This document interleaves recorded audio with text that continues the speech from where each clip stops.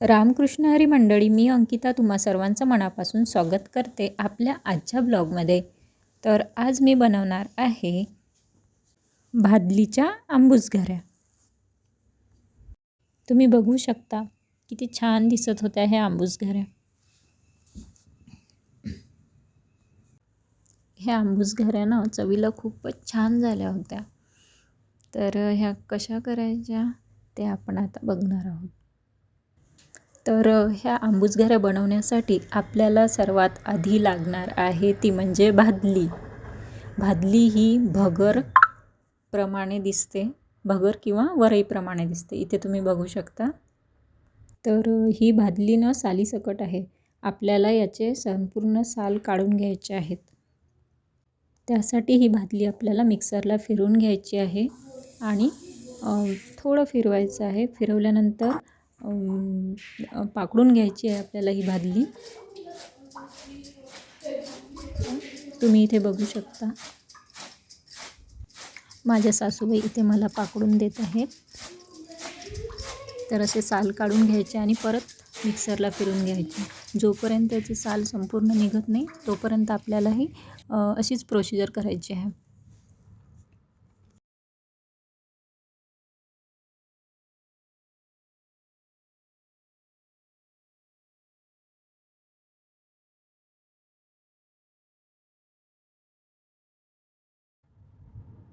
तर तुम्ही इथे बघू शकता आपली भादली आंबूसघऱ्या करण्यासाठी रेडी आहे.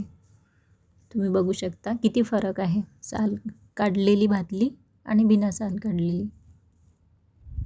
तर ही भादली आता आपल्याला स्वच्छ 2-3 पाण्याने वॉश करून घ्यायची आहे.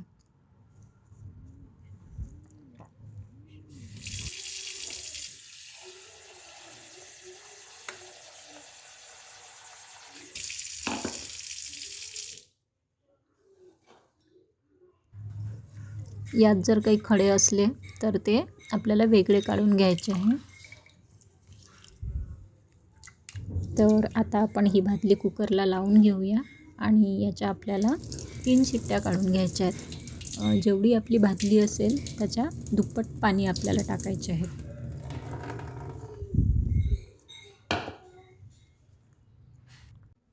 तर तुम्ही बघू शकता इथे मी ही भादली कुकरला लावून घेतली आणि चांगली शिजवून घेतलेली आहे. तर आता आपल्याला यात 1 कप आंबट असे दही घालायचे आहे आणि ही आता आपल्याला आंबून ठेवायची आहे. म्हणजे आपण जर सकाळी आंबवली तर संध्याकाळी आपण ह्या आंबूसघऱ्या करायला घेणार आहोत. तर हे मिश्रण आता आपण आंबवण्यासाठी ठेवूया.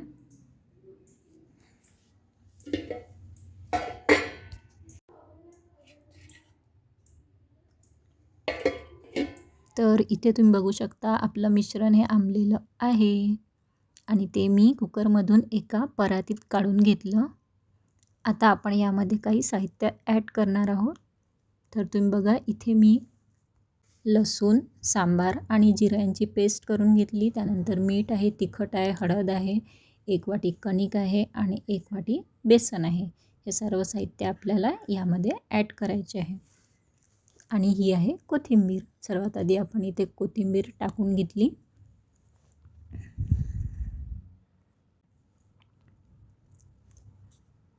त्यानंतर मी इथे 2 चम्मच मीठ टाकून घेतले. मीठ हे तुम्ही तुमच्या आवडीनुसार टाकू शकता. तुम्हाला जर जास्त मीठ लागत असेल तर जास्त टाका, कमी लागत असेल तर कमी टाका.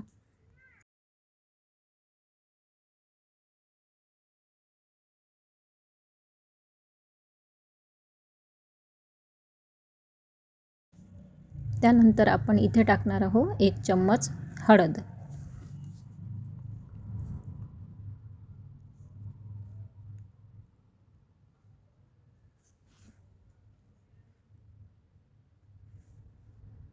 नंतर इथे आपण ॲड करणार आहोत 2 चम्मच लाल तिखट. तिखट तुम्ही आवडीनुसार कमी जास्त करू शकता.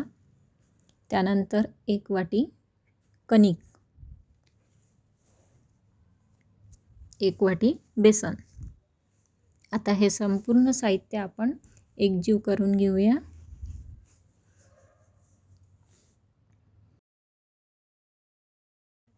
त्यानंतर इथे सांबार आणि लसूणची पेस्ट राहिली होती, ती पण इथे टाकून घेतली.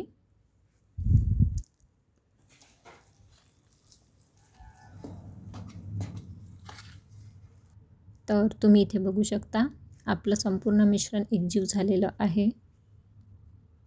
इकडे आपण कढईमध्ये तेल गरम करायला ठेवलेलं आहे. आता आपण याच्या आंबूस घाऱ्या बनवून घेऊया. तर आपण ज्याप्रमाणे वडा करतो त्याप्रमाणे हातावरती थोडं पाणी घेऊन हे आपल्याला थापून घ्यायचं आहे. नंतर मध्ये असं थोडंसं होल करायचं आहे.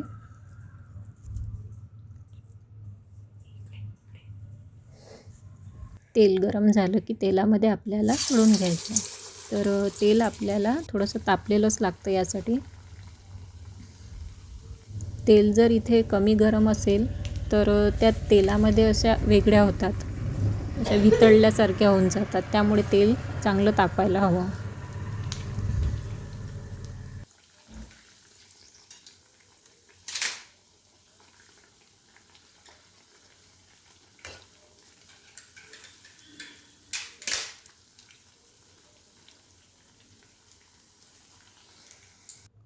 तर अशा प्रकारे आपल्या आंबूस घाऱ्या इथे तळून झालेल्या आहेत.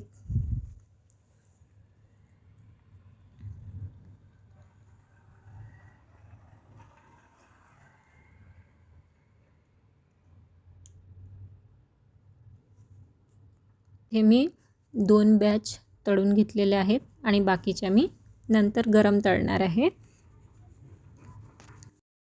जेव्हा सर्वजण घरातील जेवायला बसतील तेव्हा मी त्यांना गरम गरम तळून देणार आहे. तर असा होता आजचा ब्लॉग.